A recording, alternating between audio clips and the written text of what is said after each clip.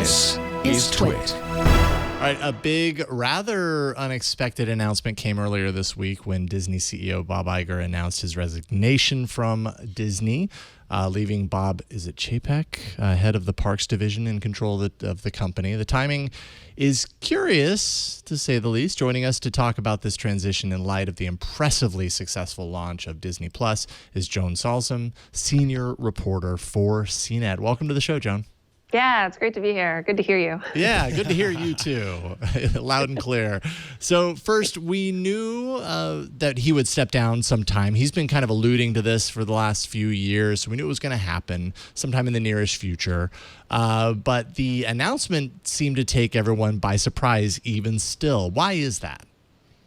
Well, you're exactly right. We knew that Iger, he'd already delayed his retirement a couple times.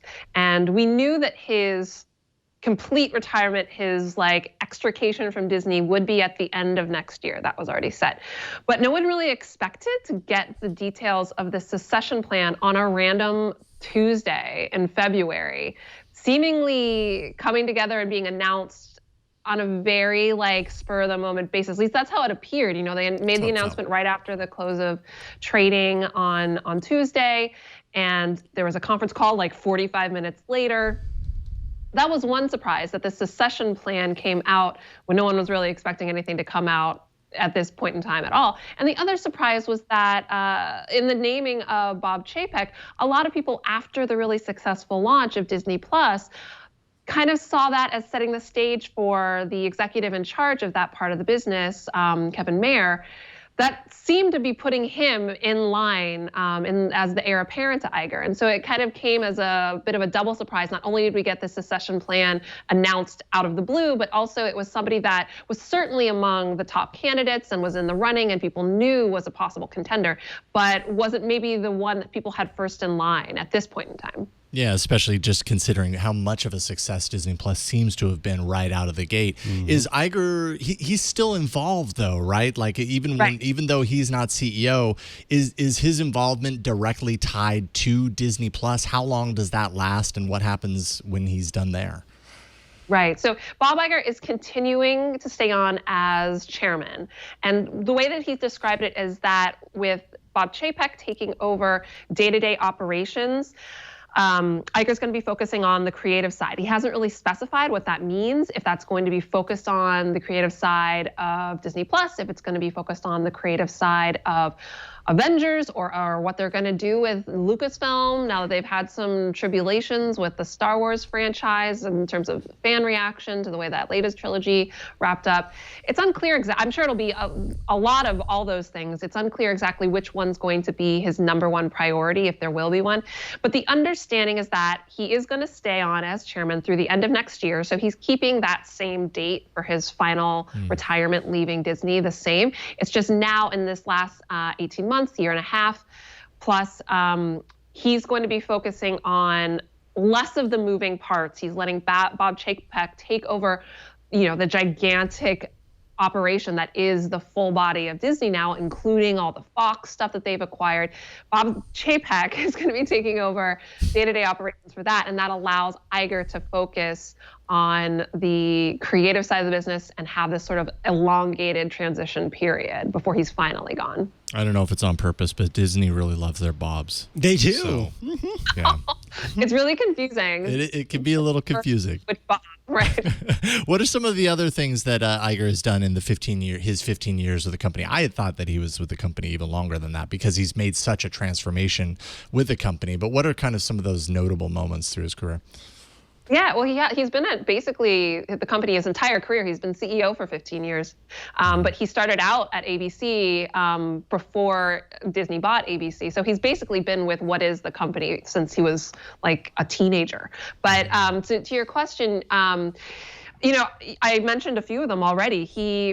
He bought Lucasfilm, he bought Marvel, he bought Pixar. I think those are three of those standout acquisitions that are now crown jewels in what has become a pretty diversified lineup of franchises that definitely are, those are obviously feature film franchises, not entirely, but they're kind of best known as feature film enterprises.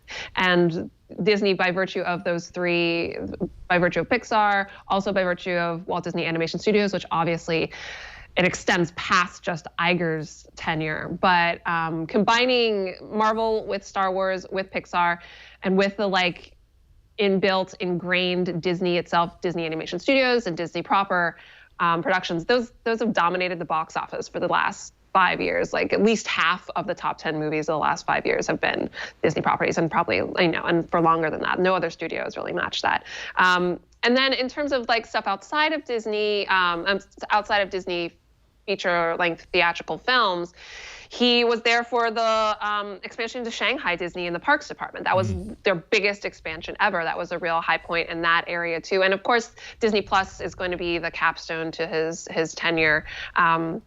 It being really a reorganization of the entire company, betting on streaming to be the future of how entertainment is consumed by people going forward. I mean, as Iger steps away, is there any reason to think that any that progress that they're making with Disney Plus would change? I mean, it seems like he's set the groundwork for this, and it is the future of Disney. It seems like it's on a good path, but he's very involved with the success of it. So is there any fear there? I don't know. It's Disney Plus had such an impressive, unprecedented successful launch for this streaming service that there's not really any comparison to having so many people signing up in such a short period of time. Now, granted, that's not only a virtue of the service launching from Disney or the service launching under Iger, it's also indicative of the fact that we're just at a different point in time when a streaming service of this scale and this ambition is launching. It's just very different than the dynamics were when Netflix launched. You can't really compare those two. It's very different than the dynamics when Hulu launched. You can't really compare those two. But I think that a lot of the trajectory for Disney Plus is very well set in terms of their strategy, in terms of the way that they have moved all the internal chess pieces around to advance that strategy and work towards those goals. And so it'd be surprising, especially since Iger is going to Bob Chapek still reports to him technically. I think it would be surprising to see there being a lot of uncertainty about that vision. The thing that I think where there is some uncertainty is if this strategy works really well and has worked really well for right now, but it's a dynamic market. And so the question will be, especially after Iger is officially gone, it's a ways away, but what happens when all of a sudden there's a wrinkle in the market, something changes, something upends? What do you do then? And then it's a question of, will people trust Bob Chapek to be the kind of person to make those decisions? Yeah, right. Does he have the technological vision, let's say? Is there any indication that he has that in his kind of portfolio of skills and talents for this job? I mean, he was managing the parks divisions, and that's no small feat. Right. But I mean, from a technological perspective, are people pretty happy with him as a choice in that regard? Short answer is no.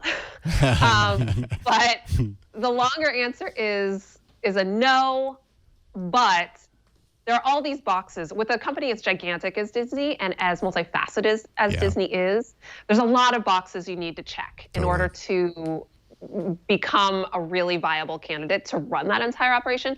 And talking to analysts and other people, I think most people agree that Bob Chapek doesn't tick off that streaming technological box perfectly by any means, but he checks off almost every other box. Okay. And so the working theory is that you have somebody that's going to be able to he's been there for he's been there 27 years. So he knows the company inside and out and has seen it through other parts of its evolution. And as far as we know, the person who is running Disney Plus, Kevin Mayer, he's not leaving unless he's really, really rubs them the wrong way that he wasn't the person to get this job.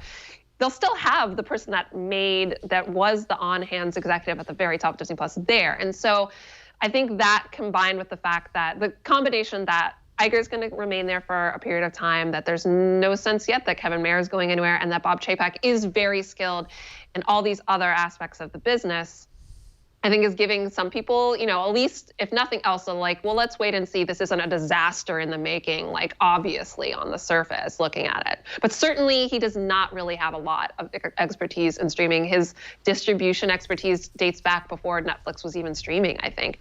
So he doesn't have a lot of background in that at all. Yeah, interesting to see how that plays out, considering the success of Disney Plus right now. And like you said, who knows what the technology is that emerges 5, 10, 15 years down the line that suddenly that's the new focus for Disney, and by that time, he could offer something completely new that somebody else would have a hard time filling. So